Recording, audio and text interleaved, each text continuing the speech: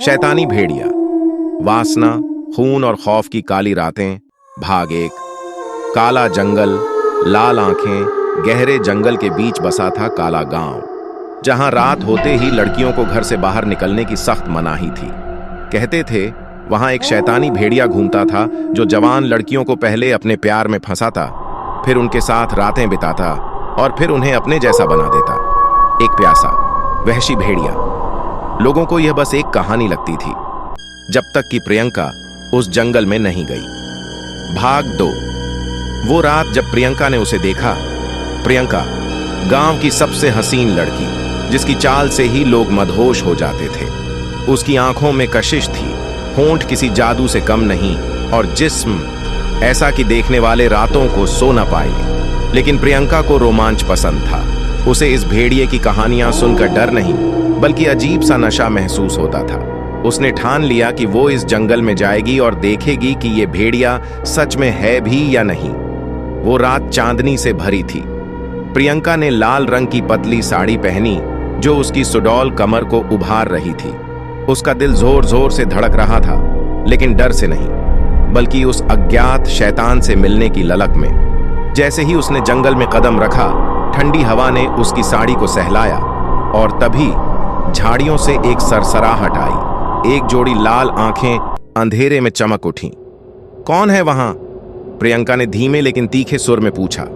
तभी वो अंधेरे में से बाहर आया। लंबा चौड़ा सीना, मजबूत कंधे और चेहरे पर ऐसी रहस्यमयी मुस्कान जो किसी को भी मदहोश कर दे। तू ही मुझे ढूंढने आई है? उसकी भारी गहरी आवाज ने प्रियंका के कानों में जैसे सुरूर खोल दिया। वो उसकी तरफ बढ़ी और वो आदमी धीरे धीरे उसके करीब आया। भाग 3। जब भेड़िए ने उसे अपनी बाहों में लिया। मैंने सुना है तू लड़कियों को अपना शिकार बनाता है, प्रियंका ने होंठ काटते हुए कहा। वो आदमी मुस्कुराया और उसकी कमर पर हाथ रखकर उसे अपने करीब खींच लिया। शिकार नहीं, मैं उन्हें वो बनाता हूं जो वो हमेशा से बनना चाहती हैं। प्रियंका की सांसें तेज होने लगीं। उसकी नजरों में नशा था और उस आदमी की उंगलियां धीरे धीरे उसकी पीठ पर फिसलने लगी। तभी अचानक वो आदमी बदलने लगा। उसके हाथ पंजों में बदल गए, दांत लंबे और नुकीले हो गए और उसकी आंखें खून जैसी लाल हो गईं। प्रियंका की सांसें अटक गईं, लेकिन वो न भागी न चीखी, बल्कि उसके जिस्म में एक अजीब सा जुनून जाग उठा। भेड़िए ने उसे झटके से अपनी गोद में उठा लिया। उसकी गर्म सांसें प्रियंका के गले से टकरा रही थीं और उसके नुकीले नाखून उसकी नाजुक त्वचा को हल्के हल्के खरोंच रहे थे।